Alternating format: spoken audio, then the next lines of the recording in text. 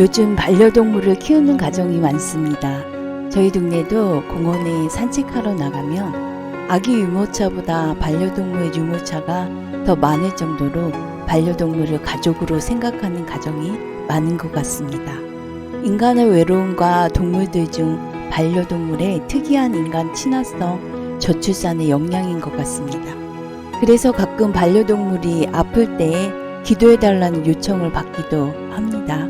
제가 원래 어릴 때 개에 물린 경험도 있고 강아지를 그리 좋아하지 않았는데요. 친한 언니네 1박 2일 놀러 갔다 키우는 쭈몽이라는 강아지가 너무 예쁘고 사랑스러워서 그 후로 강아지를 좋아하게 됐는데요. 강아지하고 꼭 대화가 통한다는 느낌이 들었습니다. 강아지가 제가 떠나려고 하니까 눈물이 고이는 거예요. 정말 깜짝 놀랐습니다. 하루 이틀 보고도 이렇게 정이 들고 예쁜데 함께 살면서 키우시는 분들의 사랑하는 마음이 이해가 되더라고요. 그런데 이렇게 가족같이 키우다 강아지나 고양이의 수명이 사람의 수명보다 훨씬 짧아서 이별을 경험하게 되면 거의 자녀를 잃은 수준과 같이 슬픔에 빠지는 것을 보고 저도 너무 안타깝더라고요.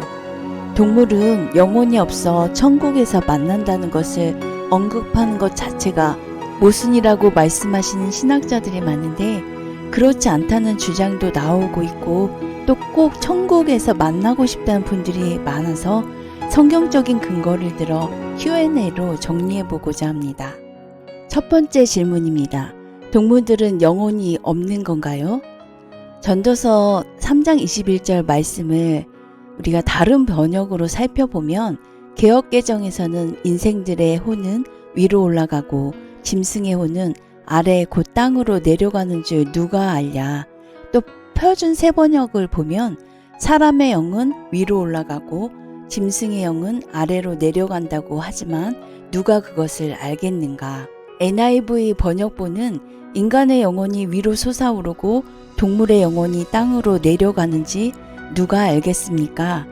여러 번역본에서 보면 이 말씀은 단정의 의미보다 누가 알겠느냐, 유한한 사람은 알 수 없다는 의미로 하나님의 영역이라고 이해되어집니다. 이 구절은 동물의 혼이 인간과 다르게 다루어진다고 생각할 수 있습니다. 천국에서 반려동물을 다시 만난다면 하나님의 구원 방법이 사람의 구원과 동물의 구원은 다르게 이루어진다고 생각할 수 있는 근거가 됩니다.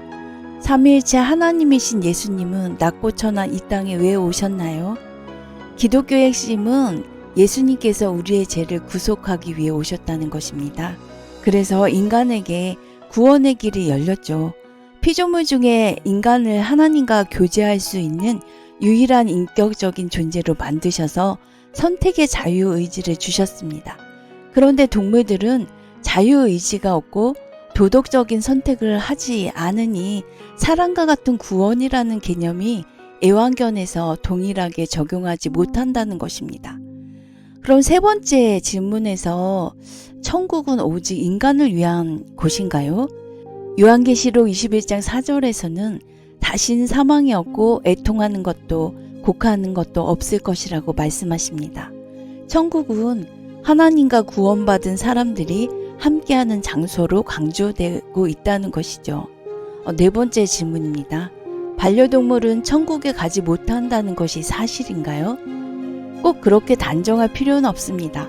사실 성경에서 동물이 천국에 갈 수 없다는 명확한 구절도 없기 때문에 반대 의견도 나오는 것입니다. 그럼 반려동물은 천국에 갈 수 있다는 건가요? 사실 많은 기독교인들이 궁금해하는 주제 중에 하나입니다.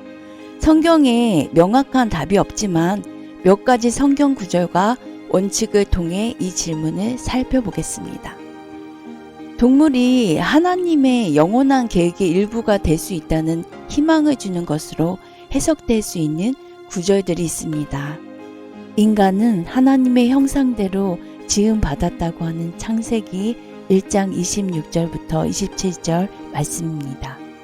하나님께서 자기 형상 곧 하나님의 형상대로 사람을 창조하시되 남자와 여자를 창조하시고 이 말씀은 인간이 하나님과 특별한 관계를 맺을 수 있는 영적인 존재라는 뜻입니다. 반면에 동물들은 이렇게 특별한 존재로 언급되지 않습니다. 또 두 번째 근거로는 새하늘과 새 땅에 대한 이사야의 환상입니다.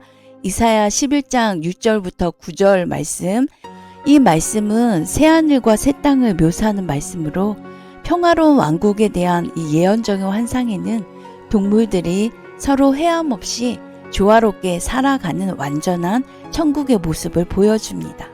성경은 새하늘과 새 땅의 인간과 동물이 하나님의 영원한 평화의 모습으로 해됨도 상함도 없는 화목된 창조물에 대한 묘사를 이렇게 하고 있습니다. 그럼 세 번째 말씀입니다. 천국과 같은 이미지 속에 동물들의 현존하는 그런 말씀인데요. 계시록 5장 13절 이 구절은 모든 피조물이 하나님을 찬양하는 모습을 묘사하고 있습니다. 이는 동물들과 관련해 천국의 장면을 암시합니다. 모든 피조물이 하나님을 찬양할 수 있다면 그것은 동물들이 새 피조물의 영광에 참여하는 것을 가리킬 수 있다는 것입니다. 네 번째 말씀으로 모든 창조물이 궁극적으로 회복될 것이란 말씀인데요. 로마서 8장 19절부터 21절입니다. 피조물이 하나님의 자녀들이 나타나는 것을 고대하고 있다는 말씀입니다.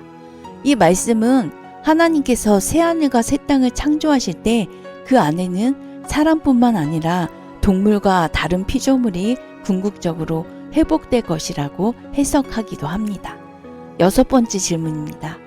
사랑의 하나님이시란 부분도 근거가 될 수 있나요?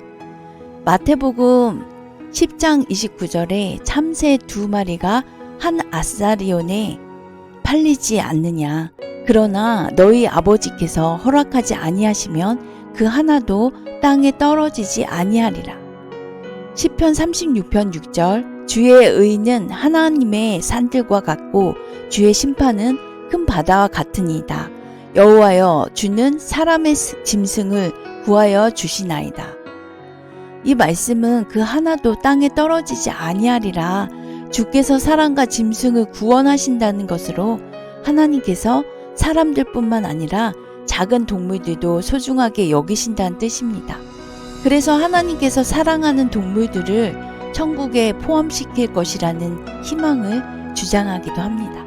그리고 사람은 예수 그리스도를 믿음으로 구원을 받지만 선택의 자율 의지가 없는 반려동물들을 인간과 동일한 구원의 방법으로 설명할 수 없다는 것입니다.